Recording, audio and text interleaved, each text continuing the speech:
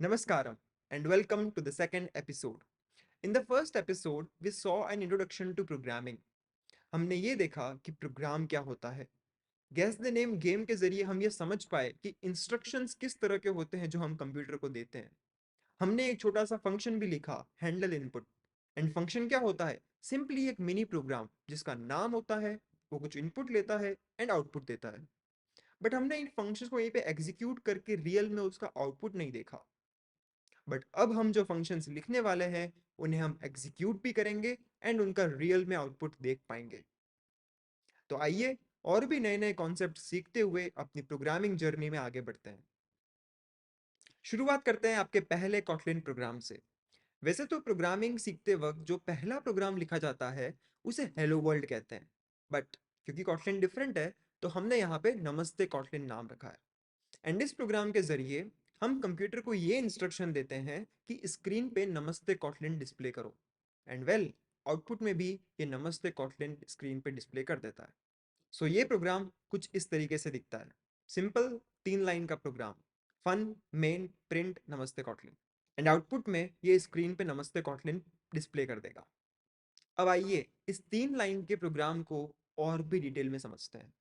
Recall that ये syntax आपने पहले भी देखा जब हम हैंडल इनपुट फंक्शन बना रहे थे।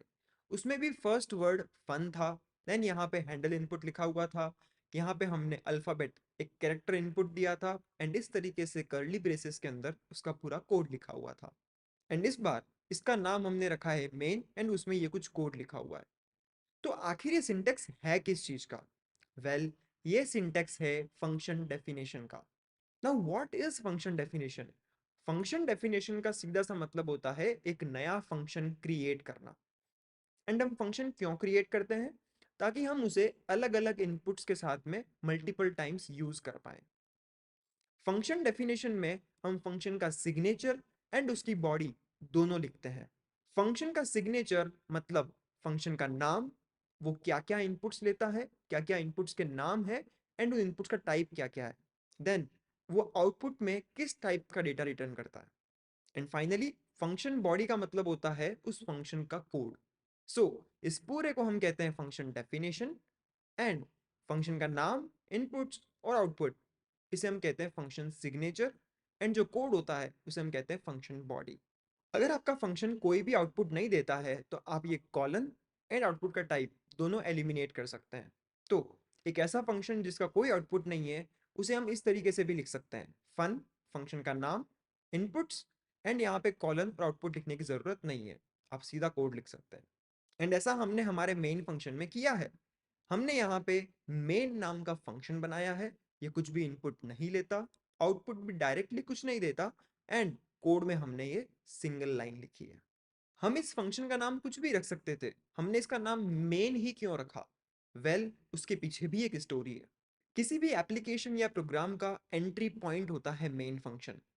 फॉर एग्जाम्पल, जब भी आप व्हाट्सएप एप्लीकेशन ओपन करेंगे तो उसके भी मेन फंक्शन में ये कोड लिखा हुआ होगा कि सारी की सारी चैट्स की लिस्ट दिखाइए।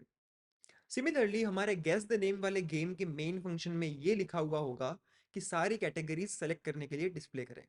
सो ये मेन फंक्शन ही है जहां पे हमारे प्रोग्राम या एप्लीकेशन का एक्चुअल एग्जीक्यूशन स्टार्ट होता है।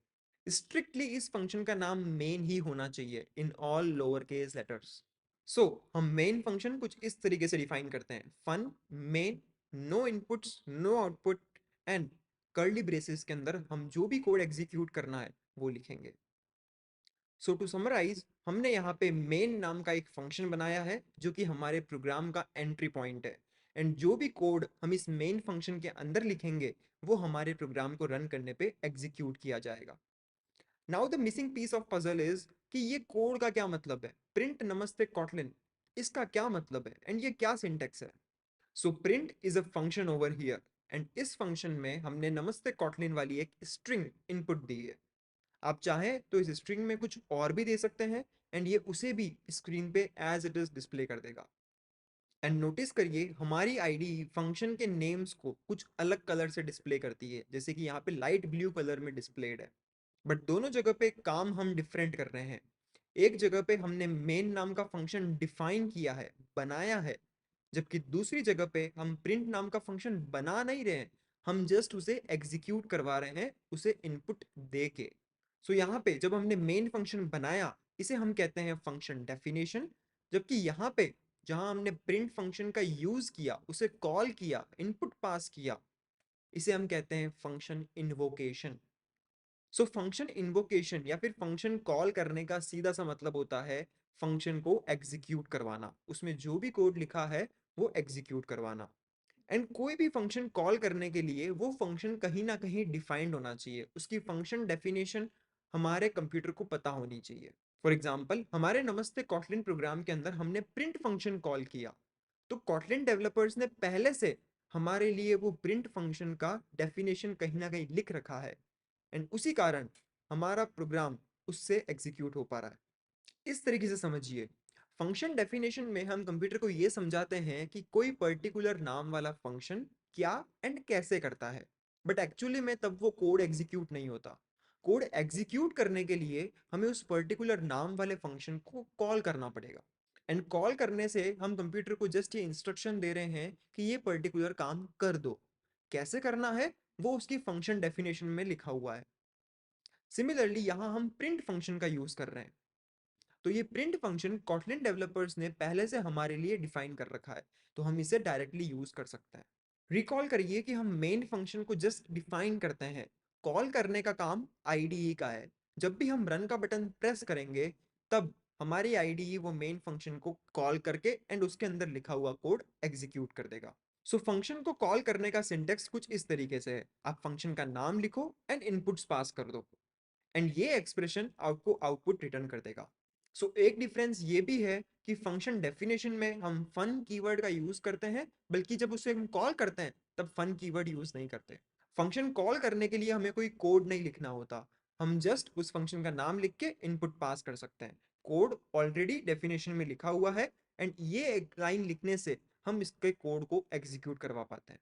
फॉर एग्जाम्पल यहाँ पे हमने मेन फंक्शन डिफाइन किया है फन कीवर्ड का यूज करके, और ये प्रिंट वाला ये लाइन लिख करके हम ये प्रिंट नाम का फंक्शन एग्जीक्यूट करवा पा रहे हैं जो कि कॉटलिन डेवलपर्स ने कहीं पे डिफाइन कर रखा है। तो इसमें हमने ये स्ट्रिंग इनपुट दी एंड ये इस स्ट्रिंग को स्क्रीन पे डिस्प्ले कर देता है। So this is function definition, this is function call. एक बार जब फंक्शन डिफाइन हो गया तो हम उसे मल्टीपल टाइम्स यूज कर सकते हैं। जैसे कि यहाँ प्रिंट फंक्शन पहले से डिफाइंड है हमारे लिए, तो हम उसे चाहे जितनी बार यूज कर सकते हैं, हम चाहे जितनी बार स्क्रीन पे कुछ प्रिंट करा सकते हैं। And similar to print we also have a print L function, जो कि जो भी हम इनपुट देंगे वो प्रिंट करने के बाद नई लाइन में शिफ्ट हो जाएगा। आइए अब इसका एक लाइव एग्जांपल देखते हैं। So here is our Kotlin program ready for execution. तो हमने यहाँ पे नमस्ते कॉटलिन प्रिंट करने के लिए कंप्यूटर को इंस्ट्रक्शन दिया है, बट ये प्रिंट का मतलब ये नहीं कि ये प्रिंटर का यूज करके पेपर के ऊपर प्रिंट करेगा। नो, ये सिंपली इसे एक दूसरे आउटपुट विंडो के अंदर प्रिंट कर देगा, यानी डिस्प्ले कर देगा। So as soon as I hit this run button I can see कि मैंने जो भी प्रिंट को इनपुट दिया वो उसने स्क्रीन पे डिस्प्ले कर दिया। बिकॉज ये प्रिंट फंक्शन ऑलरेडी डिफाइंड है तो हम इसे बार बार यूज कर सकते हैं। फॉर एग्जाम्पल मैं यहाँ पे कुछ और भी लिख सकता हूँ जैसे कि हेलो देयर, एंड ये भी प्रिंट हो जाएगा। नाउ इफ आई वांट कि ये हेलो देयर अगली लाइन में प्रिंट हो तो मुझे उसके लिए प्रिंट की जगह पे प्रिंट एलन फंक्शन यूज करना पड़ेगा। सो प्रिंट एलन फंक्शन इस स्ट्रिंग को प्रिंट करने के बाद में नई लाइन में आ जाएगा, तो अगली चीज नई लाइन में प्रिंट होगी। सो अब हम इसे रन करेंगे तो हम देख सकते हैं कि हेलो देयर अगली लाइन में प्रिंट हुआ। हम प्रिंट फंक्शन में केवल स्ट्रिंग्स ही नहीं, हम एक मैथमेटिकल एक्सप्रेशन भी पास कर सकते हैं, तो उसका रिजल्ट भी प्रिंट हो जाएगा। For example I can right 12 times 12 and मुझे ये नई लाइन में चाहिए तो मैं एक नई लाइन कैरेक्टर प्रीवियस वाले स्टेटमेंट में दे दूंगा। सो फर्स्ट नमस्ते Kotlin, then hello there, then 12 times 12 144। तो इस तरीके से जो भी कोड हम मेन फंक्शन के अंदर लिखते हैं वो एग्जीक्यूट हो जाता है रन बटन प्रेस करने के बाद। एंड यहाँ पे हमने ये मेन फंक्शन को डिफाइन किया है और ये प्रिंट फंक्शंस को कॉल किया है, हमने इन्हें यूज किया है। हमने जस्ट ये बताया है कि ये काम कर दो, बट कैसे करना है ये उसके फंक्शन डेफिनेशन में लिखा हुआ है। Here is a good news for you, आपको उस बोरिंग सी आउटपुट स्क्रीन के साथ में वर्क नहीं करना, बिकॉज हम आपके लिए लेके आए हैं mini apps. And mini apps simply single screen applications हैं जिसके अंदर इनपुट आउटपुट और यूआई हमने आपके लिए हैंडल कर रखी है। फिल इन द ब्लैंक्स की तरह हमने कुछ फंक्शन खाली छोड़ रखे हैं एंड आपको जस्ट उन फंक्शन की डेफिनेशन लिखनी है। एंड जैसे ही आप रन का बटन क्लिक करेंगे तो आपके सामने खुलेगी एक डेस्कटॉप एप्लीकेशन जिसके अंदर आप उस आउटपुट को इस फंक्शन के द्वारा कंट्रोल कर सकते हैं। तो जब भी उस मिनी ऐप के अंदर इनपुट्स चेंज होंगे तब मिनी ऐप ऑटोमेटिकली आपके द्वारा डिफाइन किए गए फंक्शन को कॉल करके नया आउटपुट स्क्रीन पे डिस्प्ले कर देगा। फॉर एग्जाम्पल ये प्रॉफिट एंड लॉस का मिनी एप्लीकेशन है जिसके अंदर CP, profit percentage, profit, SP, इन चार चीजों में से आप कोई भी दो चीजें देके बाकी दो चीजें कैलकुलेट करवा सकते हैं। सो इस मिनी एप्लीकेशन का एक fill in the blank function हो सकता है जिसमें आपको CP and SP as a input मिलेगा और आपको आउटपुट में प्रॉफिट या लॉस कैलकुलेट करके रिटर्न करना है। स्टार्ट करते हैं विद अ वेरी बेसिक सा mini app, text app. Text app में जो फिल इन द ब्लैंक वाला फंक्शन होगा उससे आप जो भी टेक्स्ट रिटर्न करेंगे ये सिंपली उसे एप्लीकेशन में इस तरीके से डिस्प्ले कर देगा। इसका सिग्नेचर कुछ इस तरीके से है, नाम है गेट टेक्स्ट, इनपुट में कुछ भी नहीं लेता एंड आउटपुट में एक स्ट्रिंग देता है। इस एग्जाम्पल में वंदे मातरम रिटर्न करने के लिए इस फंक्शन की डेफिनेशन कुछ इस तरीके से लिखी गई है। नोटिस करिए कि फंक्शन डेफिनेशन में कोड में जब भी हमें फंक्शन से कुछ आउटपुट बाहर भेजना है तो उसके लिए हम रिटर्न कीवर्ड का यूज करते हैं। तो यहाँ मैंने रिटर्न के आगे एक स्ट्रिंग लिख दी जो भी मुझे आउटपुट में भेजनी है। तो ये स्ट्रिंग इस मिनी ऐप को मिली एंड उसने यहाँ पे एप्लीकेशन में ये स्ट्रिंग डिस्प्ले कर दी। आइए अब इस मिनी ऐप को चला के देखते हैं। हमने जितने भी मिनी ऐप्स बनाए हैं उन सबको यूज करने के लिए आपको सिंगल लाइन ऑफ कोड लिखना है। यहाँ पे मुझे टेक्स्ट वाला मिनी ऐप यूज करना है तो मैंने टेक्स्ट वाला मिनी ऐप वाला फंक्शन यहाँ पे कॉल किया है एंड जो फंक्शन डेफिनेशन आपके लिए फिल इन द ब्लैंक है उसे आपको यहाँ पे डिफाइन करना है। टेक्स्ट मिनी ऐप को गेट टेक्स्ट वाला फंक्शन चाहिए तो वो हमने यहाँ पे डिफाइन कर दिया एंड ये कुछ वियर्ड सा सिंटेक्स है जिसके थ्रू इस मिनी एप्लीकेशन को इस फंक्शन के बारे में पता चल रहा है एंड जब भी नीड होती है ये इसे यहाँ से कॉल कर लेता है। अभी इस सिंटेक्स के बारे में और जानने की ज़रूरत नहीं है हमें। अभी के लिए इतना समझिए कि इस मिनी एप्लीकेशन को इस वाले फंक्शन के बारे में पता चल रहा है यूजिंग दिस सिंटेक्स। एंड जैसा कि मैंने कहा था हर एक प्रोग्राम या एप्लीकेशन का मेन फंक्शन ज़रूर होता है। तो यहाँ पे भी हमारा मेन फंक्शन है एंड इस मेन फंक्शन में हमने टेक्स्ट मिनी ऐप वाला फंक्शन कॉल किया है एंड हमारे इस फंक्शन को यहाँ पे यूज़ किया है। Coming back to the core logic, यहाँ पे आप जो कुछ भी लिखेंगे ये उस मिनी एप्लीकेशन के अंदर डिस्प्ले हो जाएगा। अपना ऐप रन करते हैं एंड देखिए मैंने वहाँ पे हेलो रिटर्न किया तो यहाँ पे हेलो डिस्प्ले हो गया। अगर मैं यहाँ पे कुछ और लिखूंगा तो ये वो स्ट्रिंग डिस्प्ले कर देगा like this. Our next mini app is perimeter and area of rectangle। इसमें यूजर एक रेक्टेंगल की लेंथ एंड ब्रेड्थ एंटर कर सकता है एंड आउटपुट में उसे पेरीमीटर एंड एरिया मिलेगा। फॉर एग्जांपल अगर मैं लेंथ 2 एंड ब्रेड्थ 3 डालता हूँ तो perimeter 2 multiply L plus B फॉर्मूले से 10 आया एंड एरिया 3 टू द 6 आया। इसी तरीके से यहाँ पे जब भी इनपुट्स चेंज करेंगे तो behind the scenes perimeter and area calculate करने के फंक्शंस कॉल होंगे एंड उसके अकॉर्डिंग जो भी आउटपुट रिटर्न होगा वो यहाँ पे डिस्प्ले हो जाएगा। इस मिनी ऐप में जो फंक्शंस आपके लिए as a fill in the blank दे रखे हैं वो है get perimeter of rectangle and get area of rectangle. ये दो अलग अलग फंक्शंस हैं। दोनों के अंदर आपको length and breadth as a integer input मिलेगी एंड आउटपुट में आपको perimeter and area as an integer return करना है। तो आइए इन फंक्शंस को डिफाइन करते हैं and let's see how the mini app behaves.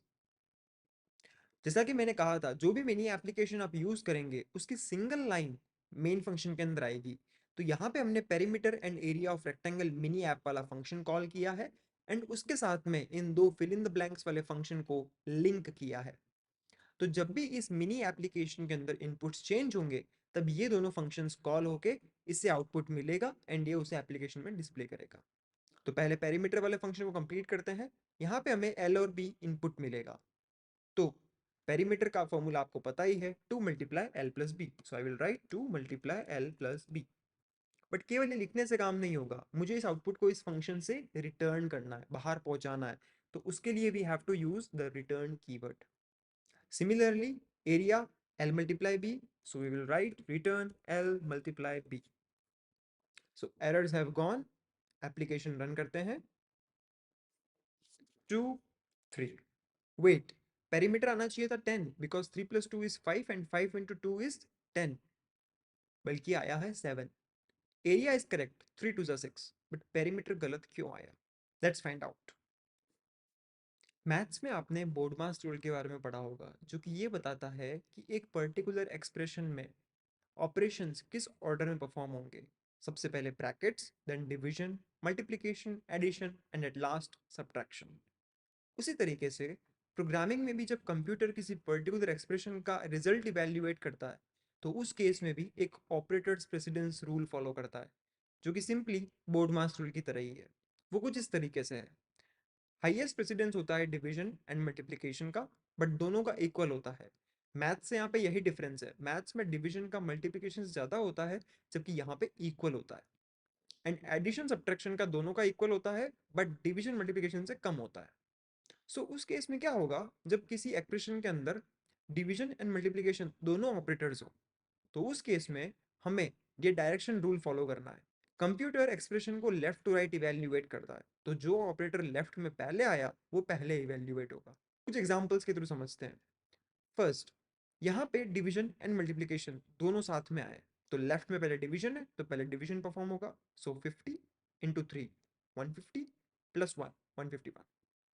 Next, यहाँ पे मल्टीप्लिकेशन लेफ्ट में पहले है तो पहले ये परफॉर्म होगा, तो 240 अपॉन 3, 80 प्लस 1, 81। नेक्स्ट, यहाँ पे भी मल्टीप्लिकेशन पहले परफॉर्म होगा, देन ये डिवीजन परफॉर्म होगा। मल्टीप्लिकेशन का आंसर आया 8 एंड इसका आंसर आया 2। -8 प्लस 2 विच इज -6, देन 10 -6, 4। अब देखते हैं कि हमने पेरीमीटर निकालने के लिए क्या एक्सप्रेशन लिखा था। हमने यहाँ पे लिखा है 2 multiply L plus B. Operators precedence rule के हिसाब से मल्टीप्लिकेशन का ज्यादा प्रेसिडेंस है, तो पहले मल्टीप्लिकेशन होगा। हमने एग्जाम्पल में इनपुट 2 एंड 3 दिया था। 2 2 4 प्लस 3 7, 7 इसलिए आया था। हमें यहाँ पे ये एडिशन पहले परफॉर्म करवाना है, तो वो हम कैसे करवाएंगे? मैथमेटिक्स में हम ब्रैकेट लगा देते, तो सिमिलरली यहाँ पे भी अगर आप ब्रैकेट्स लगा देंगे तो आपका प्रोग्राम सही वर्क करेगा। Now if I write 2 and 3, then I get 10 and 6, the correct outputs. मैं इनको चेंज करके कुछ और भी लिख सकता हूँ, अकॉर्डिंगली आउटपुट चेंज हो जाएगा। प्रेसिडेंस को ओवररूल करने के लिए हम पैरेंथेसिस यानी कि राउंड ब्रैकेट्स का यूज कर सकते हैं। फॉर एग्जाम्पल, अगर इस फर्स्ट एक्सप्रेशन में मैं 3+1 को पैरेंथेसिस के अंदर एनक्लोज कर देता हूँ, तो इसका आउटपुट चेंज हो जाएगा। अब सबसे पहले एडिशन परफॉर्म होगा, then 3+1 4, 100 divide by 250 and 50 into 4 200। Similarly second expression में अगर मैं इन तीनों को ब्रैकेट के अंदर एनक्लोज कर देता हूँ, तो उस केस में सबसे पहले अब यहाँ पे डिवीजन परफॉर्म होगा। 2 2 प्लस 1 3 एंड 3 इंटू 40 120। नेक्स्ट, इसमें अगर मैं 10 - 2 को ब्रैकेट में एनक्लोज कर दूँ, तो पहले 10 - 2 होगा which is 8, and 8 into 4 is 32, and 32 plus 2 is 34। तो इस तरीके से जब भी आप कोई प्रोग्राम लिखें, तो उसके अंदर एक्सप्रेशन लिखते वक्त इन प्रेसिडेंस रूल का ध्यान रखें, एंड जब भी आपको उसे ओवररूल करना है तो पैरेंथेसिस यानी कि राउंड ब्रैकेट का यूज करें। और next mini app is square of a number. User जो भी नंबर इनपुट करेगा, ये उसका स्क्वायर डिस्प्ले कर देगा। 1 square is 1, 10 square is 100, 15 square is 225, 20 square is 400, 100 square is 10,000, like this. इसमें जो fill in the blank function है, उसका सिग्नेचर कुछ इस तरीके से है। नाम है स्क्वायर, इनपुट में आपको एक इंटीजर मिलेगा x, एंड आपको आउटपुट में एक और इंटीजर देना है जो कि इस नंबर का स्क्वायर होना चाहिए। तो आइए इस फंक्शन को डिफाइन करते हैं। Here we have square of num mini app, and यहाँ पे हमें ये फंक्शन डिफाइन करना है। सिंपली स्क्वायर निकालने के लिए हम क्या करते हैं, उस नंबर को उसी नंबर से मल्टीप्लाई कर देते हैं। Over here I will write return x multiply x, that's it. And now if I run my application and check the output, well it's correct, 9 9 81। But what if I enter a large number? वो यहाँ तक तो सब कुछ सही था, but जैसे ही मैंने एक और 9 टाइप किया, why am I getting a negative number? कभी भी किसी पॉजिटिव नंबर का स्क्वायर नेगेटिव नंबर नहीं हो सकता, तो what is wrong over here? Well, let's solve this mystery. The problem over here is कि हमने यहाँ पे इंटीजर टाइप यूज किया है, एंड इंटीजर की साइज होती है 4 बाइट्स, दैट इज 32 बिट्स। तो इससे हम एक fixed range of numbers he store करा सकते हैं। उससे बड़े नंबर्स अगर हम स्टोर कराएंगे then we will have incorrect results. So 4 byte से इंटीजर की रेंज हो जाती है -2 बिलियन टू +2 बिलियन। सो यहाँ पे जब हम ट्रिपल लाइन का स्क्वायर निकाल रहे थे, वो इंटीजर रेंज से बाहर फॉल कर रहा था। दैट्स वाई हमें नेगेटिव आंसर मिला। Now what is the solution over here? Well it's very simple. अगर इंटीजर से काम नहीं हो रहा है तो हमें इंटीजर से बड़ा टाइप यूज करना पड़ेगा which is long. And long की साइज होती है 8 bytes that is 64 bits. And इससे हमें और भी बड़ी रेंज मिल जाती है that is -9 quintillion to +9 quintillion which is about 19 digits number. So long type use करने के लिए हमें यहाँ पे square of num mini app का वर्जन 1 यूज करना पड़ेगा। एंड उसके अंदर हमें यहाँ पे लॉन्ग में इनपुट मिलेगा एंड आउटपुट भी हमें लॉन्ग में देना है। But the code remains the same. हमें यहाँ पे भी x मल्टीप्लाई x रिटर्न करना है। Now let's run the app. So now if I type a large number then I get the correct output.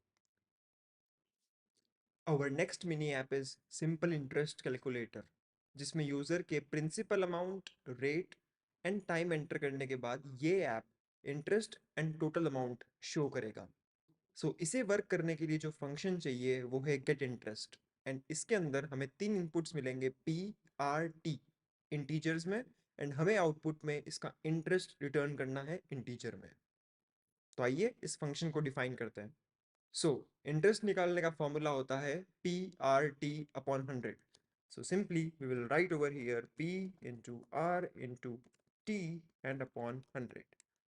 क्या हमें यहाँ पे पैरेंथेसिस लगाने की जरूरत है? वेल नहीं, क्योंकि ये सब कम्यूटेटिव है। Now let's run the app and we get the correct output. Let's try with some other input. Suppose 99, 1 and 1। इस केस में इंटरेस्ट आना चाहिए था 0.99 एंड उसके साथ टोटल अमाउंट आना चाहिए था 99.99। बट वेल हम यहाँ पे इंटीजर यूज कर रहे हैं जिसके अंदर फ्रैक्शनल पार्ट नहीं होता है। तो उस केस में यहाँ पे इंटरेस्ट आया है 0। So how do we fix this problem? हमारे हिसाब से इस एक्सप्रेशन के रिजल्ट के अंदर फ्रैक्शनल पार्ट होना चाहिए था। बट बिकॉज हमने यहाँ पे इंटीजर आउटपुट टाइप यूज किया है तो उस केस में डेटा लॉस हो गया एंड हमें केवल इंटीजर पार्ट मिला। This has something to do with expression type. एक एक्सप्रेशन के अंदर जितने भी ऑपरेंड्स हैं उन सभी के टाइप का जो मैक्सिमम है एक्सप्रेशन का वही टाइप होगा। फॉर इंस्टेंस यहाँ पे सारे के सारे ऑपरेंड्स इंटीजर टाइप के हैं एंड इंटीजर में मैक्सिमम निकालेंगे तो इंटीजर ही आएगा। तो यानी कि इसके रिजल्ट का टाइप भी इंटीजर ही होगा एंड इंटीजर में फ्रैक्शनल पार्ट स्टोर नहीं किए जा सकते। दैट्स वाई लॉस हुआ। सो सॉल्यूशन है फ्लॉट डेटा टाइप, जिसके अंदर हम फ्रैक्शनल पार्ट भी स्टोर कर सकते हैं। अगर हम इसे जनरली भी रन करके देखेंगे तो भी इसका आउटपुट 0 ही आएगा। बट देखिए इसका सॉल्यूशन कितना आसान है। हमें जस्ट यहाँ पे एक f लगाना है and run and now see the output is 0.99। So how did this magic happen? Let's try to understand. हमारे इस एक्सप्रेशन के अंदर 99, 1 एंड 1 इनका टाइप बाय डिफॉल्ट इंटीजर था। बट जैसे ही हमने 100 के आगे ये f लगाया इसका टाइप इंटीजर से चेंज होके हो गया फ्लॉट। एंड फ्लॉट और इंटीजर में से मैक्सिमम यानी कि बड़ा टाइप फ्लॉट है। तो उस केस में रिजल्ट का टाइप भी फ्लॉट ही होगा। That's why we are seeing 0.99। कौन सा टाइप किससे बड़ा है वो आप इससे समझ सकते हैं। सबसे छोटा है इंटीजर, उससे बड़ा लॉन्ग, उससे बड़ा फ्लॉट एंड फ्लॉट से बड़ा डबल। डबल में भी हम फ्रैक्शनल पार्ट स्टोर कर सकते हैं एंड उसकी रेंज फ्लॉट से भी ज़्यादा बड़ी है। इनकी बाइट्स में क्या साइज है उससे कोई मतलब नहीं है। जस्ट इस ऑर्डर के अंदर जो भी टॉप में होगा, अगर हमारे ऑपरेंड्स में से किसी एक का टाइप वो है तो फिर रिजल्ट का टाइप वो मैक्सिमम वाला टाइप ही होगा। फॉर एग्जाम्पल अगर किसी एक्सप्रेशन के अंदर डबल और लॉन्ग दोनों यूज हो रहे हैं तो रिजल्ट का टाइप होगा डबल। अगर किसी एक्सप्रेशन के अंदर फ्लॉट और इंटीजर दोनों यूज हो रहे हैं तो उस केस में रिजल्ट का टाइप होगा फ्लॉट। जो ऊपर वो रिजल्ट का टाइप। कोड में जब हम डायरेक्टली कोई नंबर लिखेंगे तो उसका टाइप होगा इंटीजर। अगर हम उस नंबर के आगे एल लगा देंगे तो उसका टाइप हो जाएगा लॉन्ग। एंड अगर हम एफ लगा देंगे तो टाइप हो जाएगा float. And if you specify the decimal point then the type is double, जिसकी रेंज फ्लोट से भी बड़ी होती है एंड उसमें भी हम फ्रैक्शनल पार्ट्स स्टोर कर सकते हैं। फ्लॉट वाला फंक्शन यूज करने के लिए हमें यहाँ पे सिंपल इंटरेस्ट कैलकुलेटर का वर्जन 1 यूज करना होगा। सो हमारे पास पी आर टी तीनों का टाइप फ्लॉट है एंड हमें रिटर्न भी एक फ्लॉट करना है। हमें यहाँ 100 के आगे f लगाने की ज़रूरत नहीं है बिकॉज इस एक्सप्रेशन के अंदर ऑलरेडी 3 ऑपरेंड्स ऐसे हैं जिनका टाइप फ्लॉट है। तो फ्लॉट एंड इंट दोनों में से बड़ा फ्लॉट, तो उस केस में रिजल्ट का टाइप भी फ्लॉट होगा एंड इसी कारण से हमारा आउटपुट सही आएगा। Let's see. So 99, 1 and 1 and see, हमें इंटरेस्ट अब 0.99 मिला एंड टोटल अमाउंट 99.99। एंड अब आप इन नंबर्स को फ्लॉट में भी लिख सकते हैं, यानी कि डेसिमल पॉइंट भी स्पेसिफाई कर सकते हैं। Next mini app is profit and loss calculator. इसके अंदर हमारे पास 4 इनपुट्स हैं: सीपी, प्रॉफिट और लॉस परसेंटेज, एब्सोल्यूट प्रॉफिट और लॉस एंड एसपी। इन चार में से जब भी हमें दो पता है तो ये सफिशिएंट है बाकी दो कैलकुलेट करने के लिए। फॉर एग्जांपल, अगर मुझे सीपी 100 एंड एसपी 125 पता है तो उस केस में प्रॉफिट परसेंटेज एंड प्रॉफिट दोनों कैलकुलेट किए जा सकते हैं। एंड देखिए, ये एप्लीकेशन के अंदर मैं जैसे ही इनपुट चेंज करता हूँ आउटपुट भी चेंज होता है। जैसे यहाँ पे लॉस दिख रहा है 88% का एंड जैसे मैंने 5 ऐड कर दिया प्रॉफिट हो गया 25% का। सपोज मुझे सीपी एंड एसपी पता है तो उस केस में प्रॉफिट सेलेक्ट करके एंड प्रॉफिट भी टाइप कर सकता हूँ। फॉर एग्जाम्पल 40, तो 85 पे जब 47% का प्रॉफिट होगा तो उस केस में एसपी 125 होगा एंड इसको मैं लॉस भी कर सकता हूँ, तो उस केस में सीपी अकॉर्डिंगली चेंज हो गई। So the point over here is, चार में से दो इनपुट्स चाहिए एंड बाकी दो इनपुट्स के लिए फंक्शंस कॉल किए जाएंगे for the calculation. Based on the different combinations of to inputs, हमें इस मिनी ऐप को चलाने के लिए ये 10 फंक्शंस डिफाइन करने होंगे। ये दोनों एसपी कैलकुलेट करने के, ये दो सीपी, ये तीनों प्रॉफिट लॉस परसेंटेज एंड ये तीनों absolute profit loss. More specifically ये फर्स्ट फंक्शन ऐसा है जिसमें हमें CP and profit loss percentage पता है एंड हमें एसपी कैलकुलेट करके रिटर्न करना है। और ये फंक्शन ऐसा है जिसके अंदर हमें सीपी और एसपी पता है और हमें प्रॉफिट लॉस परसेंटेज रिटर्न करना है। Let's write one of this functions. जब हमें CP and profit loss percentage पता है तो उस केस में एसपी निकालने का ये फॉर्मूला होता है: CP into 100 plus profit loss percentage upon 100। तो इसे हम कोड में कुछ इस तरीके से लिख सकते हैं: CP into 100 plus profit loss upon 100। तो इसी तरीके से बेसिक मैथ्स लगा करके हम इन सारे फॉर्मूले को डिराइव कर सकते हैं एंड कोड में लिख सकते हैं। सो हमने ये 10 फॉर्मूले डिराइव करके एंड इन फंक्शंस के अंदर डायरेक्टली रिटर्न कर दिया। So let's run our application. Let's say our CP is 200 and we need a profit of 40 rupees. So we get the correct SP as 240, but profit percentage देखिए 0 आ रहा है which is wrong. So आइए देखते हैं कि इसके function में क्या कोड लिखा हुआ है। तो इस फंक्शन का नाम होगा get PL, जिसके अंदर CP and absolute profit loss input में होगा। So here is our function get PL, जिसमें हमें CP and absolute profit loss दे रखा है। सो फॉर्मूला देख के तो सही ही लगता है कि absolute profit loss upon CP into 100, यही फॉर्मूला होता है पीएल परसेंटेज का। वैल्यूज पुट करके देखते हैं। एब्सोल्यूट पीएल हमने 40 दिया एंड सीपी 200। तो ऑपरेटर्स प्रेसिडेंस रूल के हिसाब से सबसे पहले डिवीजन परफॉर्म होगा, तो 40 अपॉन 200 विच इज 0.2। एंड हमने अभी थोड़ी देर पहले देखा कि किसी भी एक्सप्रेशन का टाइप उसके ऑपरेंड्स के टाइप का मैक्सिमम होता है। तो यहाँ पे दोनों इंट है तो रिजल्ट भी इंट में ही आएगा। So when 0.2 is converted to int we get 0. So 0 into 100 is 0. That's why हमें वहाँ आउटपुट में 0 दिख रहा है। So how to fix this issue? इस इशू को फिक्स करने के लिए जहाँ पे डिवीजन परफॉर्म हो रहा है उन दोनों में से किसी एक ऑपरेंड का फ्लॉट होना जरूरी है।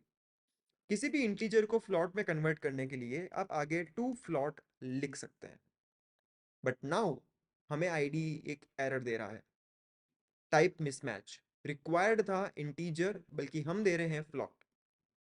सो इस केस में हमें आईडी सजेशन दे रहा है more actions and round using round to and.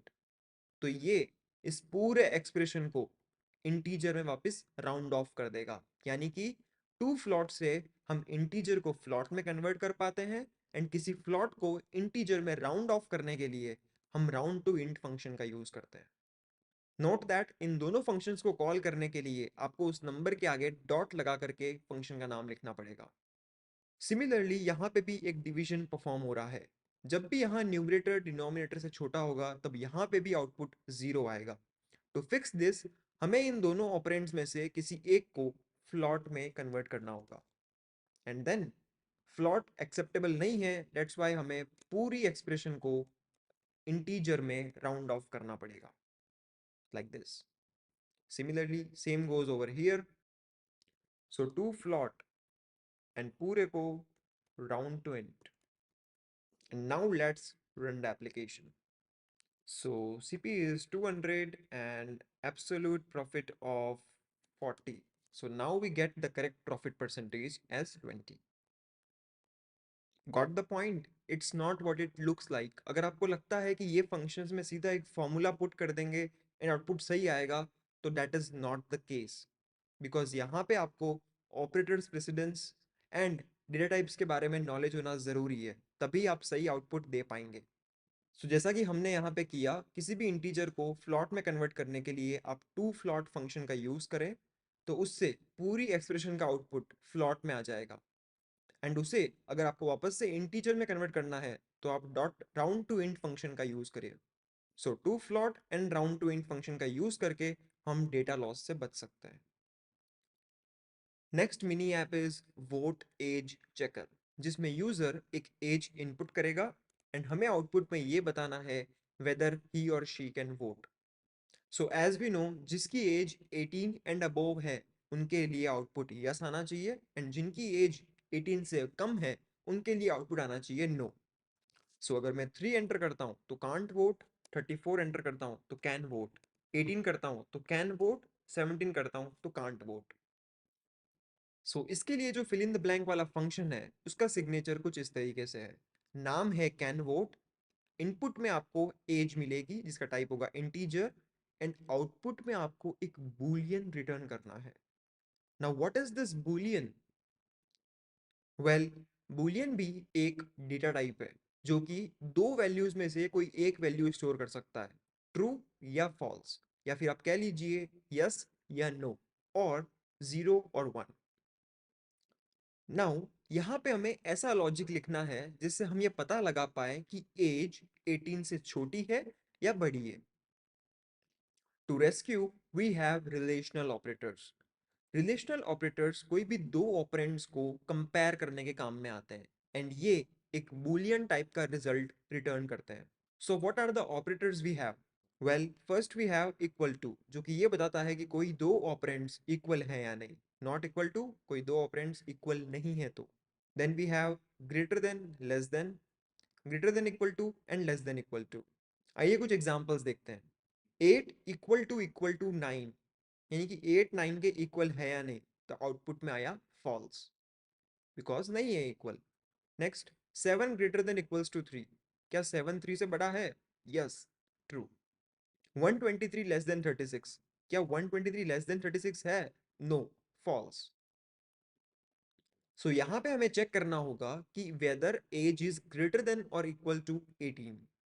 अगर है तो रिटर्न ट्रू, नहीं तो return false. Come, let's define this function now. So here is our vote age checker mini app, and यहाँ पे हमें ये फंक्शन डिफाइन करना है। इनपुट में एज मिली एंड आउटपुट में बूलियन देना है। So I can write over here, if age is greater than or equal to 18, then in that case I have to return true, else I have to return false. Let's run the application. And यहाँ पे अगर मैं as में 5 दूंगा तो can't vote, 18 दूंगा तो can vote, 17 can't vote, 19 can vote.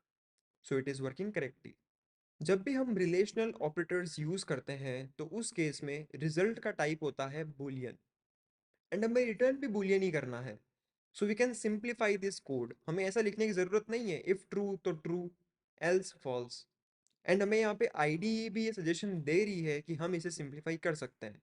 आप देख सकते हैं यहाँ नीचे ग्रे अंडरलाइन है, तो इसके ऊपर जब मैं होवर करूंगा तो ये कह रहा है रिडंडेंट इफ स्टेटमेंट।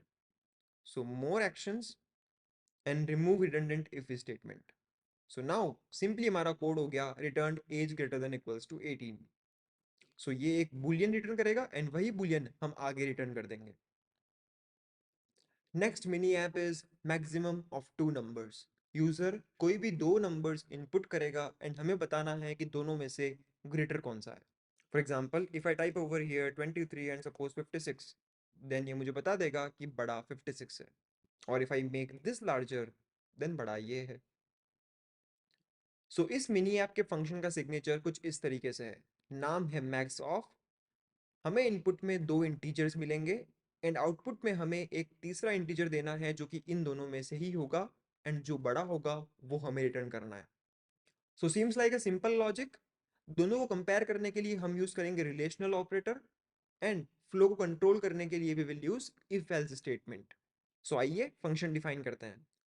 सो हम यहाँ लिखेंगे if x is greater than y, तो in that case return x, otherwise y बड़ा होगा तो else return y। Now let's run the application. And अगर मैं यहाँ पे कोई दो नंबर देता हूँ तो ये उन दोनों में से मैक्सिमम मुझे बता देता है, like this works correctly. Next mini app is odd even checker. आप कोई भी नंबर इनपुट करिए एंड ये आपको बताएगा कि वो ऑड है या इवन है। इसका फंक्शन कुछ इस तरीके से है। नाम है चेक इवन ऑड। इनपुट में हमें एक नंबर मिलेगा इंटीजर फॉर्म में एंड हमें आउटपुट में एक स्ट्रिंग रिटर्न करनी है। अगर वो इवन है तो इवन स्ट्रिंग, ऑड है तो ऑड स्ट्रिंग। मैथमेटिकली हम कैसे डिस्टिंग्विश करते हैं कि कोई नंबर इवन है या ऑड है? हम ये चेक करते हैं कि वो टू का मल्टीपल है या नहीं। जो भी टू के मल्टीपल्स हैं वो इवन नंबर्स हैं, बाकी सब ऑड नंबर्स हैं। सो कोई नंबर किसी दूसरे नंबर का मल्टीपल है या नहीं, ये कैसे चेक करते हैं? डिवीजन से। अगर हम किसी नंबर को टू से डिवाइड करेंगे एंड रिमाइंडर जीरो आता है, इन that case the number is even, otherwise odd. Programming में जब हम स्लैश साइन यानी डिवीजन ऑपरेटर का यूज करते हैं तो वो आउटपुट में कोशंट देता है, न कि रिमाइंडर। किसी भी डिवीजन का रिमाइंडर जानने के लिए वी हैव मॉड्यूलो ऑपरेटर, जिसे आप परसेंटेज साइन के नाम से जानते हैं। सो किसी भी डिवीजन में हमें दो आउटपुट्स मिलते हैं, first is quotient, another one is remainder. अगर आपको क्वोशिएंट चाहिए तो आप ये स्लैश यानी डिवीजन ऑपरेटर का यूज करें, एंड अगर आपको रिमाइंडर चाहिए तो आप ये परसेंटेज ऑपरेटर का यूज करें। इसे हम कोई भी दो न्यूमेरिक ऑपरेंड्स पे अप्लाई कर सकते हैं एंड ये हमें उन दोनों के डिवीजन का रिमाइंडर रिटर्न करेगा। इस फंक्शन में हम सिंपली इस तरीके से चेक करेंगे कि इफ नंबर मॉड्यूलो टू, यानी कि नंबर को जब हम टू से डिवाइड करेंगे तब रिमाइंडर अगर जीरो हो, in that case return even, otherwise return odd. Next mini app is leap year checker, जिसके अंदर आप एक ईयर इनपुट करें एंड वो आपको बताएगा कि वो ईयर लीप ईयर है या नहीं। इसमें जो fill in the blank function है वो है इज लीप ईयर। इनपुट में आपको ईयर मिलेगा इंटीजर फॉर्म में एंड आउटपुट में आपको ट्रू या फॉल्स यानी बूलियन रिटर्न करना है, whether it is leap year. अब इससे पहले कि आप कंप्यूटर को समझाएं कि लीप ईयर कैसे कैलकुलेट होता है, आपको खुद को पहले पता होना चाहिए। अगर आप सोच रहे हैं कि लीप ईयर हर 4 साल में आता है, then you are wrong. Well, leap year हर 4 साल में तो आता है एक्सेप्ट द सेंचुरी ईयर्स, और जो भी सेंचुरी ईयर्स हैं उनमें से हर चौथा सेंचुरी ईयर लीप ईयर होता है। यानी कि हर 4 कॉन्जिक्यूटिव सेंचुरी ईयर्स में से हम केवल एक सेंचुरी ईयर को लीप ईयर काउंट करते हैं। लीप ईयर चेक करने की कंडीशन है वो ईयर 4 से डिविजिबल होना चाहिए बट 100 से नहीं। तो इससे हम सेंचुरी ईयर्स को एक्सक्लूड कर पाएंगे and every fourth century year लेने के लिए वो 400 से डिविजिबल होना चाहिए। तो या तो ये कंडीशन या फिर ये कंडीशन, दोनों में से जो भी कंडीशन सेटिस्फाई होती है वो ईयर लीप ईयर होगा। फॉर एग्जाम्पल 1200, 1200 4 से डिविजिबल है एंड 100 से भी डिविजिबल है, तो ये कंडीशन तो फॉल्स हो गई। बट वो 400 से डिविजिबल है, that's why it is a leap year. Next 1300, ये एक सेंचुरी ईयर है एंड फोर्थ सेंचुरी ईयर नहीं है, दैट्स व्हाई ये लीप ईयर नहीं होगा। 1400 नहीं होगा। 1500 नहीं होगा, देन आएगा 1600।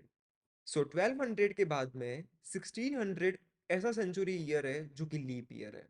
इसके बाद आएगा 2000, देन 2004, क्योंकि 4 का मल्टीपल है एंड 100 का नहीं है, बट 400 का डिविजिबल नहीं है, तो ये कंडीशन तो सेटिस्फाई नहीं हुई, बट ये कंडीशन सेटिस्फाई हुई, दैट्स वाई ये लीप ईयर है।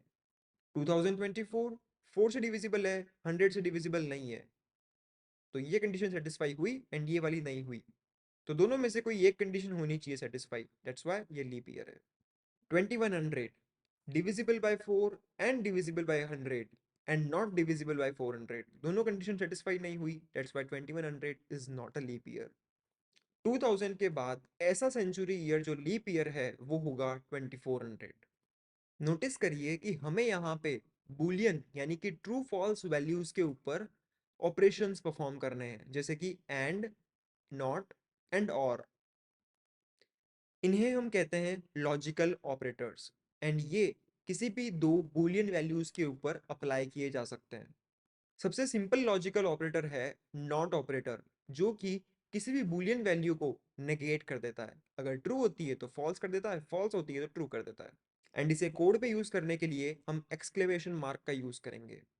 नेक्स्ट इज द और ऑपरेटर, जो कि फॉल्स केवल तब रिटर्न करता है जब दोनों वैल्यूज फॉल्स होती है, अदरवाइज हमेशा ट्रू रिटर्न करता है। फॉल्स फॉल्स फॉल्स, एंड इन तीनों के अंदर एटलीस्ट वन ट्रू है तो आउटपुट भी ट्रू है।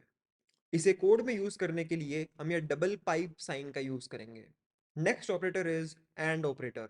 एंड ऑपरेटर ट्रू केवल तब रिटर्न करता है जब दोनों वैल्यूज ट्रू होती है, अदरवाइज हमेशा फॉल्स। कोड में यूज करने के लिए साइन है double and. Next is x और।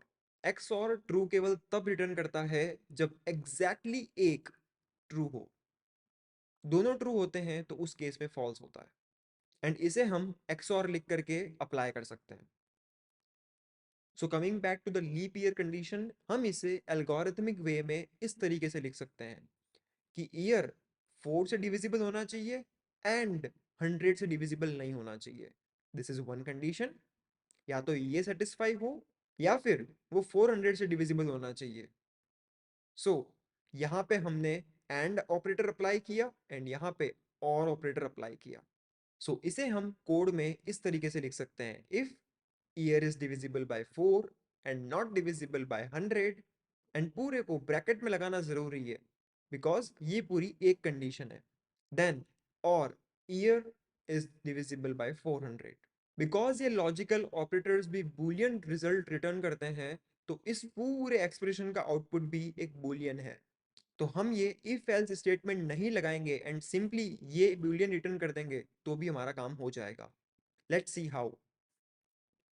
So I will write return, firstly the year should be divisible by 4 and it should not be divisible by 100, and इस पूरे को हम ब्रैकेट में डालेंगे, then और कंडीशन लगा के चेक करेंगे whether the year is divisible by 400।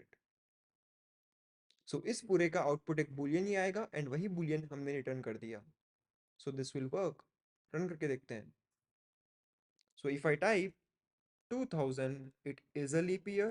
24 is a leap year, but 2100 is not a leap year. Correct. Next mini app is maximum of 3 numbers. User कोई भी 3 नंबर्स इनपुट देगा and हमें बताना है कि तीनों में से which is the greatest. Input change करने पे automatically behind the scenes function वापस से कॉल होगा, जिससे हमें पता लग जाएगा कि कौन सा नंबर बड़ा है। यहाँ पे हमें ये फंक्शन डिफाइन करना है मैक्सिमम ऑफ। इनपुट में आपको 3 इंटीजर्स मिलेंगे x y z, and output में आपको इन तीनों में से जो भी ग्रेटेस्ट होगा वो रिटर्न करना है। तो क्या लॉजिक यूज करेंगे हम यहाँ पे? सी, x ग्रेटेस्ट तब होगा जब वो y एंड z दोनों से बड़ा होगा, यानी कि यहाँ पे दो कंडीशंस चेक हो रही है, x should be greater than y and x should be greater than z। तो यहाँ पे हम लॉजिकल ऑपरेटर एंड का यूज कर सकते हैं, x greater than y and x greater than z, तो उस केस में आउटपुट होगा x। अदरवाइज अगर y ग्रेटेस्ट है तो उस केस में y will be greater than x and y will be greater than z। And अगर ये दोनों कंडीशन सेटिस्फाई नहीं हुई तो उस केस में z इज द ग्रेटेस्ट। तो हमें यहाँ पे दो कंडीशन चेक लगाने पड़ रहे हैं, बट इफ में तो हम एक सिंगल कंडीशन लिख सकते हैं। तो इसका कोड हम किस तरीके से लिख पाएंगे? For this we have if else if statement. इसे हम मल्टीपल कंडीशन चेक्स के लिए यूज करते हैं, बट मेक श्योर कि इसे आप केवल तब यूज करें जब आपकी कंडीशंस म्यूचुअली एक्सक्लूसिव है, यानी कि उनमें से एट अ टाइम केवल एक ही ट्रू हो सकती है। अगर आपको लगता है कि उनमें से मल्टीपल एक साथ ट्रू हो सकती है तो उस केस में आप नॉर्मल इफ स्टेटमेंट से यूज करें। इफ एल्स इफ स्टेटमेंट का सिंटेक्स कुछ इस तरीके से है। If condition one, then in that case flow one वाला कोड लिखिए। एल्स इफ कंडीशन टू, तो सेकंड कंडीशन ट्रू होने वाला कोड लिखिए। एल्स इफ कंडीशन थ्री, तो थर्ड कंडीशन ट्रू होने का कोड लिखिए। इसी तरीके से आप चाहे जितने स्टेटमेंट्स ऐड कर सकते हैं। एंड इन दी एंड आप एक फॉल बैक वाला फ्लो भी दे सकते हैं, जो कि कोई भी कंडीशन सेटिस्फाई नहीं हुई तो कॉल हो जाएगा। सो इस तरीके से हम मल्टीपल इफ एल्स को चेन करके इफ एल्स इफ स्टेटमेंट लिख सकते हैं। यहाँ पे इन चार फ्लो में से केवल एक ही फ्लो एग्जीक्यूट होगा एट अ टाइम। बट अगर आप चाहते हैं कि आपके केस में मल्टीपल कंडीशंस एक साथ ट्रू हो सकती है एंड मल्टीपल फ्लो एग्जीक्यूट करने हैं, देन आप सिंपल इफ स्टेटमेंट यूज करो like this. If condition one, then flow one. मैंने यहाँ पे एल्स नहीं लगाया है एंड डायरेक्टली मैं सेकंड इफ लिख दूंगा। If condition two, then flow two. If condition N, then flow N. इस तरीके से आप मल्टीपल इफ स्टेटमेंट्स लिख सकते हैं। एंड यहाँ पे खास बात यह है कि एन या एन से कम कितने भी फ्लो एग्जीक्यूट हो सकते हैं, डिपेंडिंग ऑन कि विच कंडीशंस आर मेट। आइए इसे फ्लो चार्ट से समझते हैं।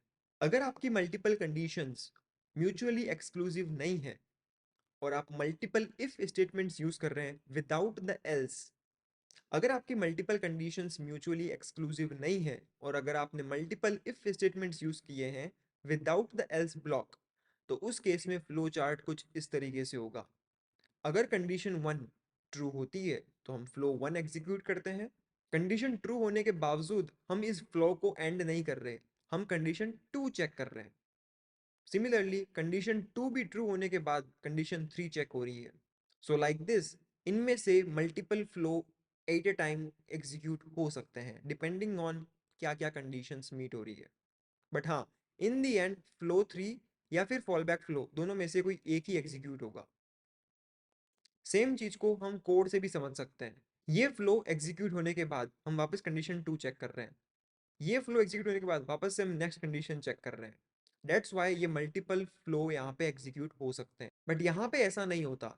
जैसे ही ये फर्स्ट कंडीशन मीट हो गई एंड फ्लो वन एग्जीक्यूट हुआ, देन इन दैट केस ये सारी कंडीशंस को स्किप करके बाहर आ जाएगा। और अगर कंडीशन टू एग्जीक्यूट हुई तो फ्लो टू एग्जीक्यूट करने के बाद वो इन सारे कंडीशन चेक से बाहर आ जाएगा। इसका भी फ्लो चार्ट देखते हैं। सो कंडीशन वन ट्रू होने पे हम आगे नहीं जा रहे। सिमिलरली कंडीशन टू ट्रू होने के बाद हम आगे नहीं जा रहे। थ्री ट्रू होने के बाद हम आगे नहीं जा रहे।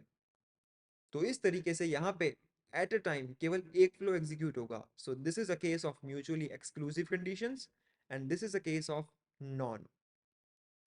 So maximum of three numbers निकालने का कोड हम कुछ इस तरीके से लिखेंगे। सबसे पहले हम चेक करेंगे कि x, y और z दोनों से बड़ा है, यानी which is x is greater than y and x is greater than z। अगर होता है then return x।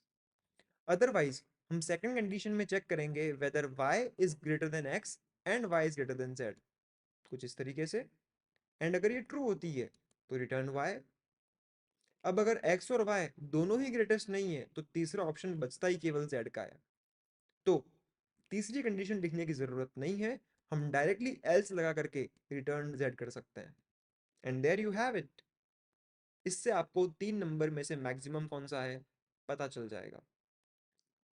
Next mini app is stage of life, जिसके अंदर यूजर जो भी एज इनपुट करेगा तो ये एप्लीकेशन बताएगा कि उस पर्टिकुलर एज वाला पर्सन कौन से स्टेज पे है। That is infancy, childhood, teenage, adult और old age. Suppose I type here 1, then I get infancy. I type 4, I get childhood.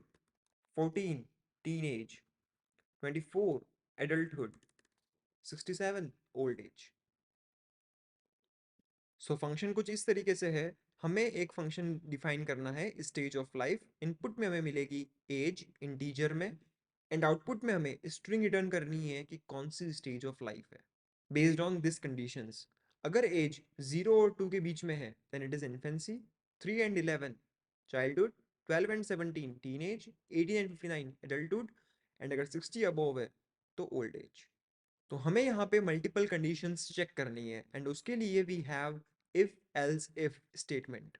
Let's start with bottom. सबसे पहले हम चेक करेंगे अगर एज 60 एंड अबोव है तो ओल्ड एज, अगर as 18 and above है तो एडल्टहुड, अगर एज 12 एंड अबोव है तो टीनेज, अगर एज 3 एंड अबोव है तो चाइल्डहुड, अदरवाइज केवल एक ही केस बचता है infancy, else infancy, and we are done.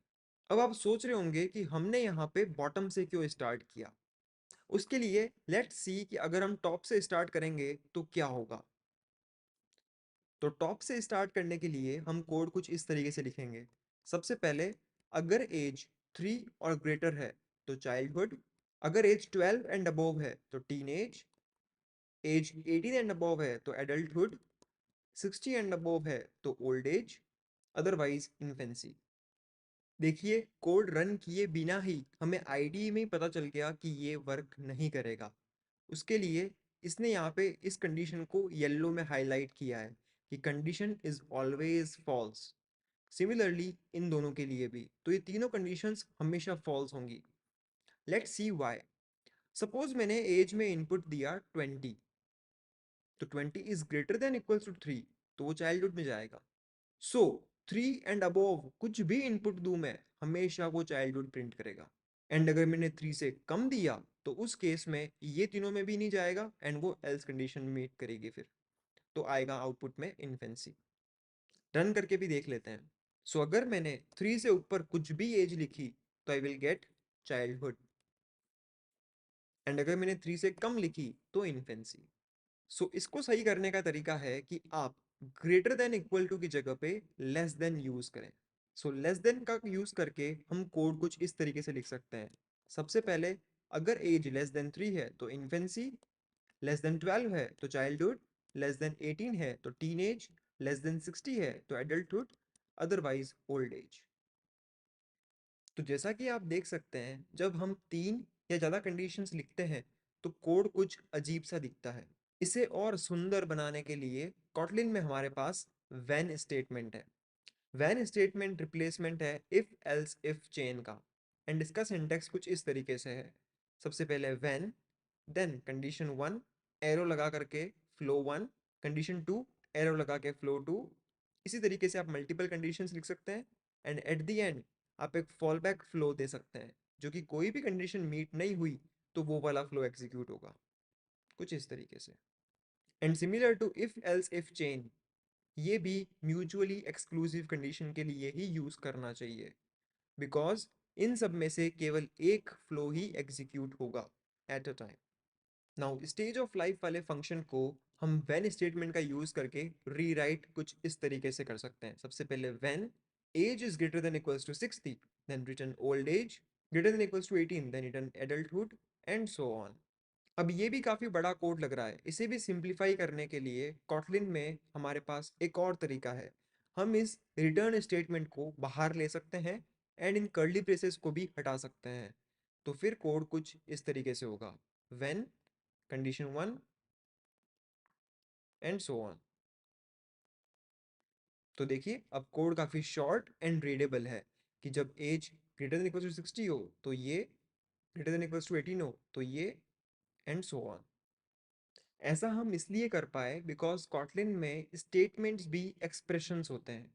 यहाँ पे हमने व्हेन स्टेटमेंट यूज किया तो ये पूरा व्हेन का जो ब्लॉक है ये पूरा किसी एक वैल्यू को एक्सप्रेस करता है। It is an expression and वो क्या वैल्यू एक्सप्रेस करेगा वो डिपेंड्स ऑन द कंडीशन। तो जो भी कंडीशन मीट होगी उसके अकॉर्डिंग ये कुछ वैल्यू को रिप्रेजेंट करेगा एंड हमेशा वो एक स्ट्रिंग को ही रिप्रेजेंट करेगा। डेट्स वाई हम यहाँ पे रिटर्न के आगे इसे लगा सकते हैं। तो ये पूरा व्हेन ब्लॉक एक स्ट्रिंग वैल्यू को रिप्रेजेंट करता है। सिमिलरली हम इफ एल्स स्टेटमेंट्स के साथ में भी ऐसा कर सकते हैं। इसके लिए हमें आईडीई भी सजेशन देती है। यहाँ पे इफ के नीचे अंडरलाइन है एंड ये हिंट हमें ये दे रहा है कि हम यहाँ पे रिटर्न को लिफ्ट कर सकते हैं इफ के बाहर। तो फिर व्हेन आई क्लिक दिस, सारे रिटर्न स्टेटमेंट्स बाहर आ गए एंड ये पूरा ब्लॉक एक वैल्यू को रिप्रेजेंट करता है, स्ट्रिंग टाइप की value. Based on the condition that is met, वो पर्टिकुलर वैल्यू को रिटर्न कर देगा। बिकॉज यहाँ पे हर एक कोड ब्लॉक के अंदर केवल एक सिंगल लाइन है, तो हम इन ब्रेसेस को भी हटा सकते हैं। उसे हटाने के लिए आईडी सजेशंस में से हम ये ऑप्शन सेलेक्ट कर सकते हैं, remove braces from all if statements. तो ये सभी में से ब्रेसेस हटा देगा एंड हमारा कोड इस तरीके से हो जाएगा। हम न्यू लाइन ऐड कर सकते हैं ताकि कोड और अच्छा दिखे, कुछ इस तरीके से। तो एक ही प्रोग्राम को लिखने के मल्टीपल तरीके हो सकते हैं। आप हमेशा वो तरीका प्रेफर करें जो कि आपके कोड को और भी ज़्यादा रीडेबल एंड शॉर्ट बनाए। Next and final mini app of this episode is grade calculator, जिसमें यूज़र 100 में से अपने 5 सब्जेक्ट के मार्क्स एंटर करेगा एंड हम उसके अकॉर्डिंग एवरेज निकाल के ग्रेड दिखाएंगे। तो जैसे ही हम मार्क्स चेंज करते हैं उसके अकॉर्डिंग नया एवरेज कैलकुलेट होता है एंड नई ग्रेड दिख जाती है। See, as I improve the marks the grade also improves. So इस मिनी ऐप का फंक्शन कुछ इस तरीके से है। नाम है grade 4 एंड आपको इसमें इनपुट्स में 5 इंटीजर्स मिलेंगे M1 से M5। आपको आउटपुट में एक स्ट्रिंग रिटर्न करनी है कि इस पर्टिकुलर पर्सन की क्या ग्रेड हो सकती है। सबसे फर्स्ट स्टेप होगी सारे मार्क्स का मीन यानी कि एवरेज निकालना। एवरेज निकालने के लिए हम सभी को ऐड करेंगे एंड देन 50 से डिवाइड कर देंगे। हमने यहाँ पे फ्लॉट यूज़ किया है बिकॉज हम यहाँ पे फ्रैक्शनल पार्ट भी चाहते हैं, हमें डेटा लॉस नहीं चाहिए। For the very first time हमने यहाँ पे खुद का वेरिएबल बनाया है। अभी तक हम जो भी वेरिएबल्स एज ए इनपुट मिलते हैं उन्हें यूज़ करते आए हैं, बट यहाँ पे हमने फर्स्ट टाइम एक खुद का वेरिएबल बनाया है एवरेज। सो वेरिएबल बनाने का तरीका ये नहीं है कि आप सीधा नेम इक्वल्स टू वैल्यू लिख दें, आपको उसके आगे ये वैल कीवर्ड का यूज़ करना है। तो हमने यहाँ पे वैल, वेरिएबल का नाम एंड फिर जो भी वैल्यू आपको असाइन करनी है वो आप असाइन कर सकते हैं। कुछ ही देर में हम वेरिएबल्स के बारे में और भी डिस्कस करेंगे। नाउ एवरेज निकालने के बाद हमें यहाँ पे ये चेक करना है कि अगर एवरेज 9 से बड़ा एंड 10 से छोटा यानी 9 से 10 के बीच में हो then the grade is A+। अगर एवरेज 8 और 9 के बीच में है तो A, 7 और 8 के बीच में है तो B, एंड सो ऑन। हमने यहाँ पे एक क्लोज्ड रेंज बनाई है। हमने यहाँ पे स्टार्ट एंड एंड दोनों स्पेसिफाई किए हैं। बट जिस तरीके से हमने स्टेज ऑफ लाइफ वाले ऐप के अंदर केवल एक लेस देन और या फिर केवल एक ग्रेटर देन का यूज़ करते हुए कोड लिखा था, उसी तरीके से हम इसका भी कोड लिख सकते हैं। बट यहाँ पे हम एक नए कॉन्सेप्ट के थ्रू इसका कोड लिखेंगे। अगर हम एंड कंडीशन लगा करके इस तरीके से कंडीशन चेकिंग करते हैं तो हमारा कोड काफ़ी कॉम्प्लिकेटेड दिखता है। इसे सिंप्लीफाई करने के लिए वी हैव फ्लॉट रेंज। हम यहाँ यही तो चेक करना चाहते हैं कि एक पर्टिकुलर नंबर दो नंबर्स की रेंज में आता है या नहीं। तो उसके लिए हम स्टार्ट और एंड स्पेसिफाई करके इस तरीके से एक फ्लॉट रेंज बना सकते हैं एंड ये रेंज क्लोज्ड रेंज होगी, यानी कि इसमें स्टार्ट और एंड भी इंक्लूसिव होंगे। सो हमारे ग्रेड कैलकुलेटर के अंदर रेंज कुछ इस तरीके से बनेगी। अगर 9 से 10 के बीच की है तो A+, 8 से 9 के बीच की है तो A, 7 से 8 के बीच की है तो B, and so on. Next हम ये चेक करना चाहते हैं कि एक पर्टिकुलर नंबर रेंज में आता है या नहीं, तो उसके लिए हमारे पास है इन ऑपरेटर। उसको हम कुछ इस तरीके से लिखेंगे, number in start to and. तो अभी हमने ये रेंज वाला चेक कुछ इस तरीके से किया था, एवरेज इज ग्रेटर देन और equals to 9 and average is less than equals to 10। तो इसे हम वापस से रीराइट कर सकते हैं इस तरीके से, average in 9F to 10F। तो जब भी वो इन दोनों के बीच में होगा तब ये एक बूलियन वैल्यू रिटर्न करेगा, ट्रू या फॉल्स। तो इस तरीके से हम रेंज वाले चेक्स के लिए एक रेंज बना सकते हैं एंड फिर इन ऑपरेटर का यूज करके ये पता लगा सकते हैं कि कोई पर्टिकुलर नंबर उस रेंज में है या नहीं। So using this tool we can rewrite our function like this. सबसे पहले हम एवरेज तो निकालेंगे, देन व्हेन स्टेटमेंट का यूज करके हम चेक कर सकते हैं average in 9 to 10 then A+, 8 to 9 then A, 7 to 8 then B, and so on. Notice करिए कि यहाँ पे हम जो भी कंडीशंस दे रहे हैं उन सभी के अंदर एक ही वेरिएबल है जो कि काम में आ रहा है। तो जब भी आप व्हेन स्टेटमेंट यूज कर रहे हैं किसी एक ही वेरिएबल के रिलेटेड कंडीशंस चेक करने के लिए, तब आप इस एवरेज को भी बाहर ले सकते हैं एंड उसे हम कुछ इस तरीके से लिख सकते हैं, व्हेन के अंदर एवरेज एंड फिर आपकी कंडीशंस। तो इस तरीके से कोड और भी ज़्यादा रीडेबल एंड शॉर्ट बन गया। व्हेन एवरेज इन ये रेंज तो ये वैल्यू, ये रेंज तो ये value and so on. Now let us learn more about variables. हमें पता ही है कि हम वेरिएबल्स का यूज़ करते हैं मेमोरी में कुछ वैल्यू या डेटा स्टोर कराने के लिए। एंड वेरिएबल क्या है? एक नेम्ड मेमोरी लोकेशन। हमने मेमोरी लोकेशन को जस्ट एक नाम दे दिया है ताकि हम वहाँ से डेटा को एक्सेस एंड मॉडिफाई कर पाएँ। हर वेरिएबल का एक आइडेंटिफायर या फिर नेम एंड टाइप होना कंपलसरी है। वैल्यू हम चाहें तो उसे बनाते वक्त दें या फिर बाद में दें, हमारे ऊपर है। वेरिएबल क्रिएट करने का सिंटेक्स कुछ इस तरीके से है। सबसे पहले आप वैर कीवर्ड का यूज़ करें, देन वेरिएबल का नाम, कॉलन लगा करके उसका टाइप एंड इक्वल्स टू आप उसमें वैल्यू असाइन कर सकते हैं। फॉर एग्जाम्पल यहाँ पे हमने ए नाम का वेरिएबल बनाया है एंड उसमें 5 स्टोर किया है। बट नोटिस करिए कि हमने यहाँ पे टाइप स्पेसिफाई नहीं किया। वेल, कॉटलिन स्मार्ट है। कॉटलिन को आपकी वैल्यू से पता चल जाता है कि ये किस टाइप का वेरिएबल होना चाहिए। आपने इसमें 5 स्टोर किया है तो ये इंटीजर टाइप का वेरिएबल है। इसे हम कहते हैं टाइप इन्फ्रेंस, जहाँ पे वैल्यू से कॉटलिन समझ जाता है कि उसका टाइप क्या होना चाहिए। फॉर एग्जाम्पल, अगर मैं ए में 5 स्टोर करा रहा हूँ तो टाइप इंटीजर है। आगे अगर मैंने एफ लगा दिया एंड फ्रैक्शनल वैल्यू दी तो टाइप फ्लॉट है। सिंगल कोट्स के अंदर कुछ चीज़ लिखी है तो वो कैरेक्टर है, डबल कोट्स में लिखी है तो वो स्ट्रिंग है। तो टाइप हर बार स्पेसिफाई करना ज़रूरी नहीं है। अगर आप वैल्यू देते हैं तो उससे टाइप इन्फर हो सकता है। अगर हम चाहें तो फिर भी टाइप को स्पेसिफाई कर सकते हैं। It is not an error. If we do not assign a value to a variable while defining it, we must specify its type. अगर हम वेरिएबल बनाते वक्त कोई वैल्यू असाइन नहीं कर रहे हैं, देन हमें उसका टाइप स्पेसिफाई करना कंपलसरी है। फॉर एग्जांपल, यहाँ पे मैंने वैल्यू नहीं दी तो टाइप स्पेसिफाई करना ज़रूरी है। यहाँ पे मैंने वैल्यू नहीं दी तो ये एक एरर है। आप इस तरीके से नहीं लिख सकते। कॉटलिन एक स्टैटिकली टाइप्ड लैंग्वेज है। इसका मतलब जब भी आप वेरिएबल बनाते हैं तो उसका बनाते वक्त जो टाइप है वही type throughout the program life time रहेगा। फॉर एग्जाम्पल, यहाँ पे ए का टाइप इंटीजर है तो मैं आगे जाके इसके अंदर स्ट्रिंग स्टोर नहीं करा सकता। हर वेरिएबल का टाइप जो आपने इनिशियली स्पेसिफाई किया वही टाइप रहेगा। सो अभी तक हम वेरिएबल्स var कीवर्ड के थ्रू बनाते आए हैं एंड var का मतलब होता है वेरिएबल, यानी कि जिसकी वैल्यू चेंज हो सकती है। आप उसे बार बार रीअसाइन कर सकते हैं। फॉर एग्जांपल, यहाँ पे मैंने a की वैल्यू 1 असाइन करी, देन 100 असाइन कर दी। तो इस तरीके से हम एक वेरिएबल की वैल्यू बार बार रीअसाइन कर सकते हैं। बट अगर आप चाहते हैं कि कोई पर्टिकुलर वेरिएबल जो वैल्यू चेंज ना करे, तो उसके लिए आप वैर की जगह पे वैल कीवर्ड का यूज़ कर सकते हैं। फॉर एग्जांपल, यहाँ पे मैंने पाई की वैल्यू 3.14 स्पेसिफाई कर दी। अब मैं आगे जाके इसकी वैल्यू को चेंज नहीं कर सकता। It is an error. Run करके देखते हैं। So val can not be reassigned. Variable के रिलेटेड तीन इंपॉर्टेंट टर्म्स हैं जो आपको पता होनी चाहिए। फर्स्ट इज डिक्लेरेशन, जहाँ पे आप वेरिएबल का नाम और टाइप स्पेसिफाई करते हैं। असाइनमेंट, जहाँ पे आप वेरिएबल को वैल्यू असाइन करते हैं। एंड इनिशियलाइजेशन, जहाँ पे आप डिक्लेरेशन एंड असाइनमेंट दोनों एक साथ करते हैं। यहाँ पे हमने केवल वेरिएबल का टाइप और नाम स्पेसिफाई किया है, so this is a declaration.